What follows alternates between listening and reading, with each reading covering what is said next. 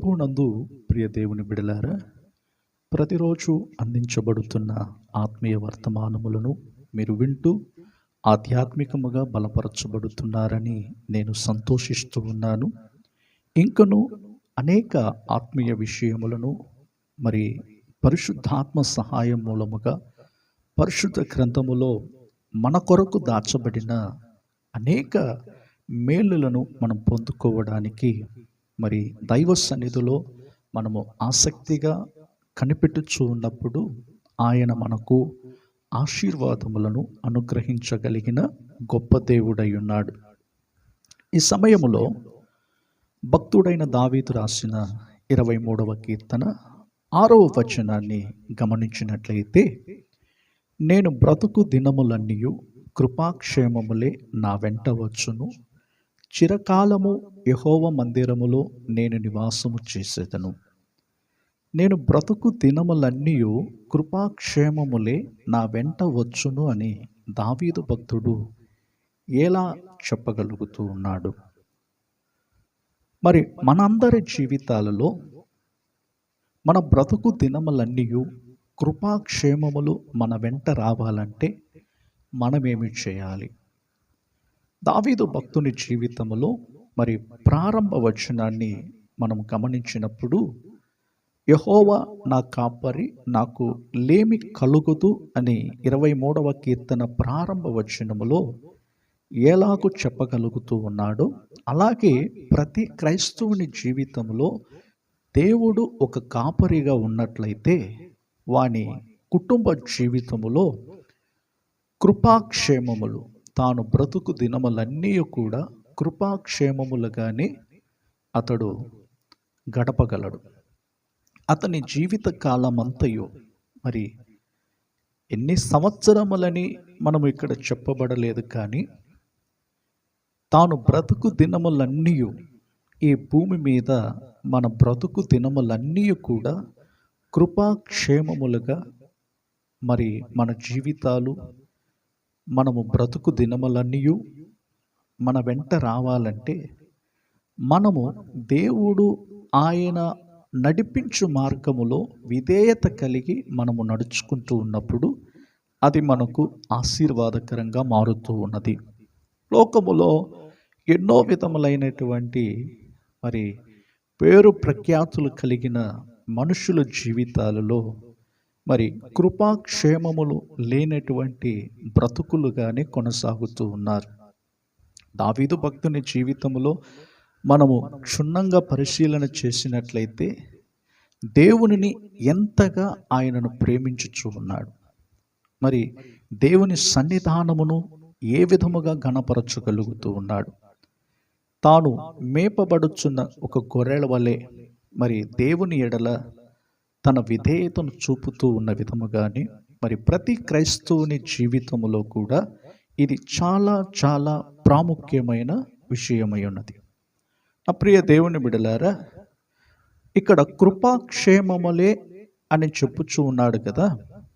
ముందుగా క్షేమమును గురించి మనము గమనించినట్లయితే, దేవుని బిడలమైన మనలో ప్రతి ఒక్కరము క్షేమకరముగా బ్రతుకుచూ ఉండాలి. లోకములో తెగుళ్ళు, భయంకరమైన వ్యాధులు, మరి మరణకరమైన వ్యాధులు అనేవి ఒక మనుషుని జీవితంలో మరి సంభవించినప్పుడు ఎలా క్షేమముగా ఉండగలరు అని ప్రశ్నించేవారుగా ఉంటున్నారు.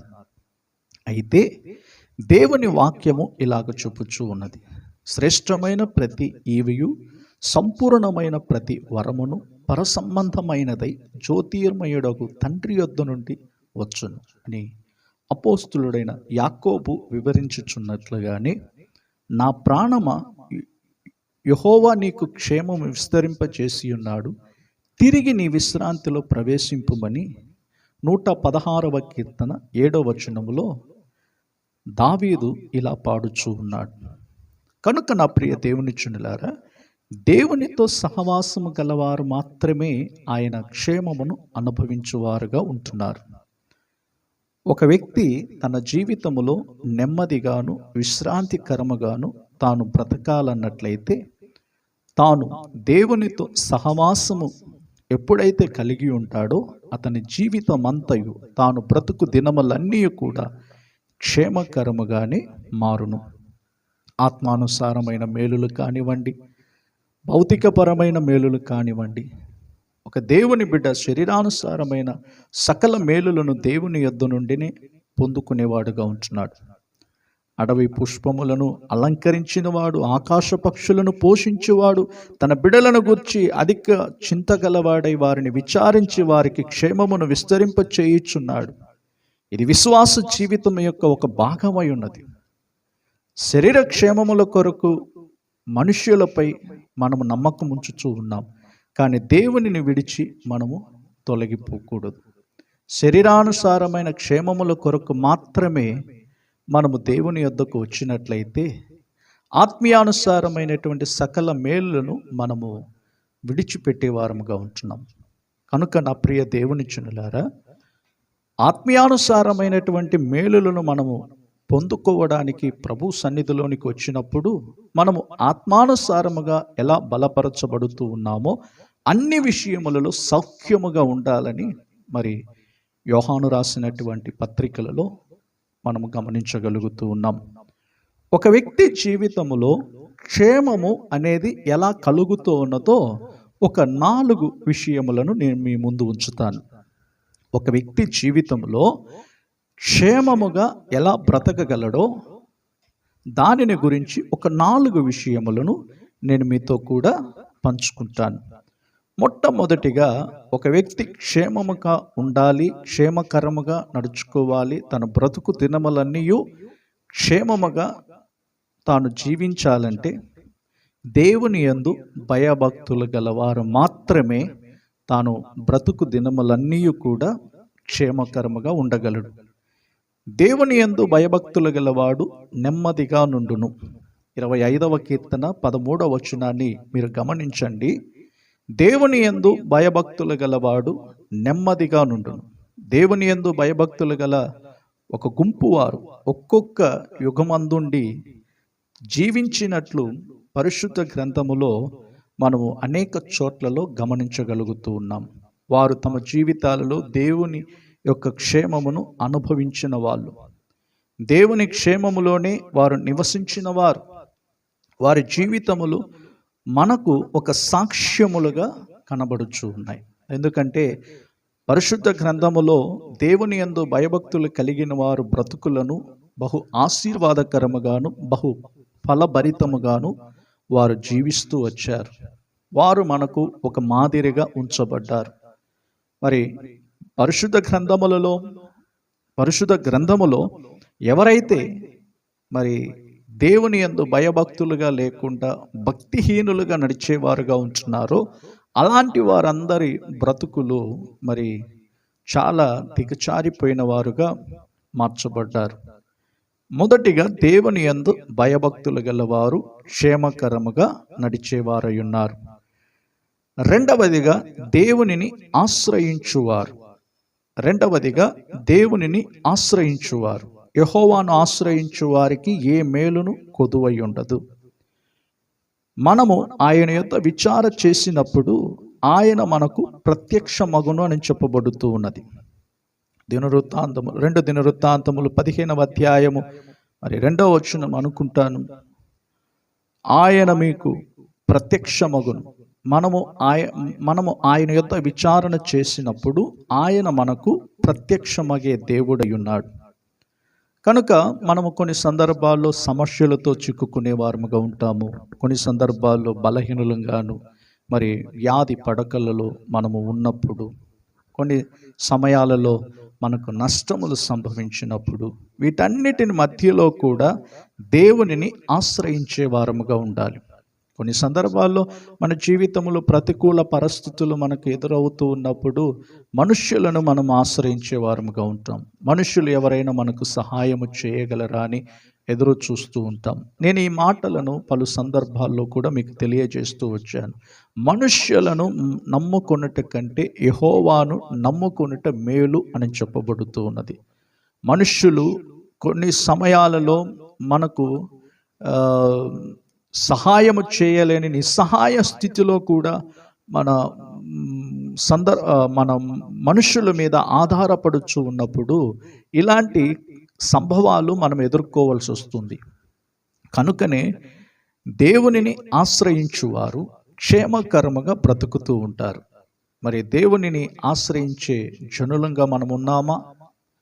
దేవునిని మనం ఆశ్రయించినప్పుడు, దేవుని సన్నిధిని మనం ఆశ్రయించినప్పుడు మనకు జయం అనేది కలుగుతూ ఉన్నది. కనుకనే యెహోవాను ఆశ్రయించు వారికి ఏ మేలును కొదువై ఉండదు అని చెప్పుచూ ఉన్నాడు.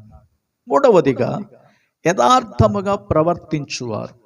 యథార్థముగా ప్రవర్తించు వారికి ఆయన ఏ మేలును చేయక మానడు అని చెప్పుచూ ఉన్నాడు.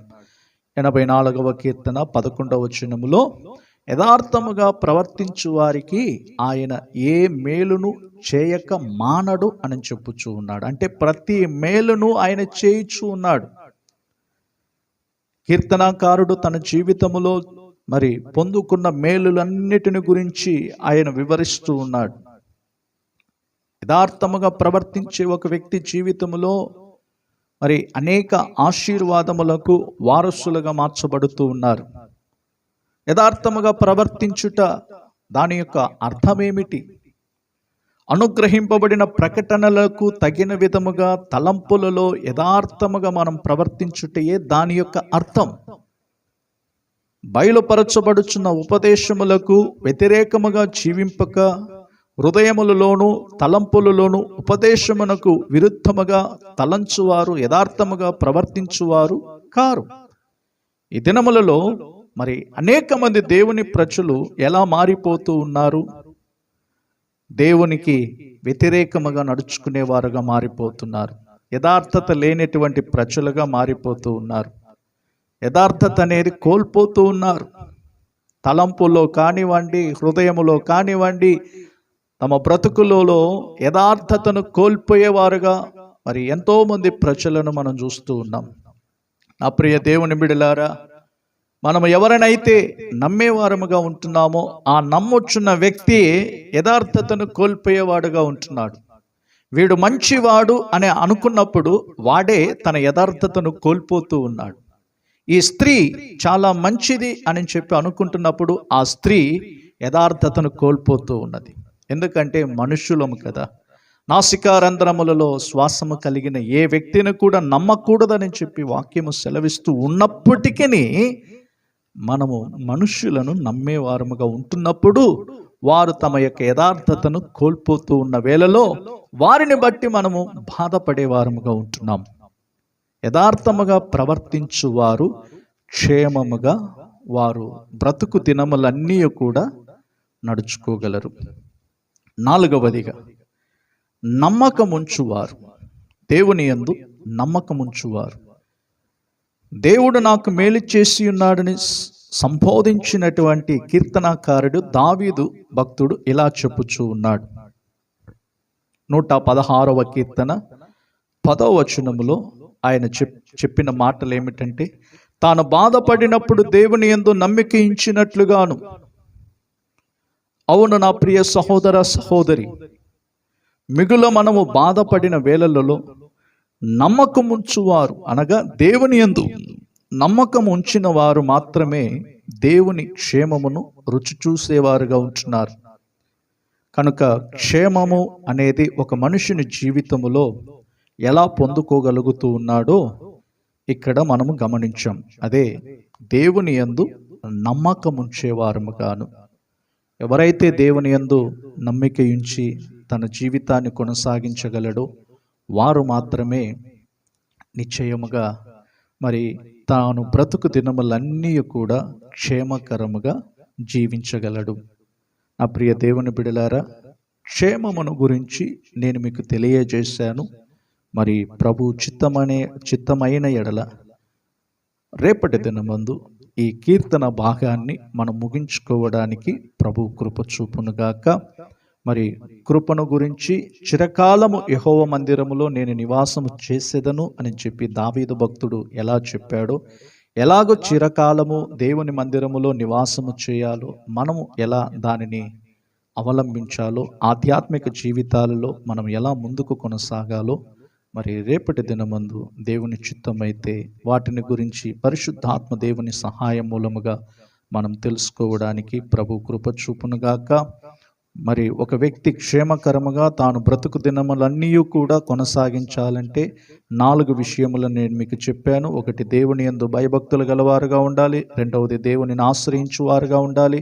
మూడవదిగా, యథార్థముగా ప్రవర్తించే వ్యక్తిగా ఉండాలి. నాలుగవదిగా, దేవుని యందు నమ్మిక ఉంచినప్పుడు మన బ్రతుకు దినములన్నీ కూడా కృపాక్షేమములే మన వెంట వచ్చును.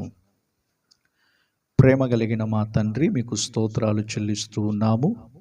ఆశీర్వదించబడిన ఈ మంచి సమయములో తండ్రి, పరిశుద్ధ గ్రంథములో నుండి చదవబడిన వాక్య భాగములలో మీరు మాకు అనుగ్రహించిన ఆత్మీయ సత్యములను బట్టి మీకు వందనాలు చెల్లిస్తూ ఉన్నాం.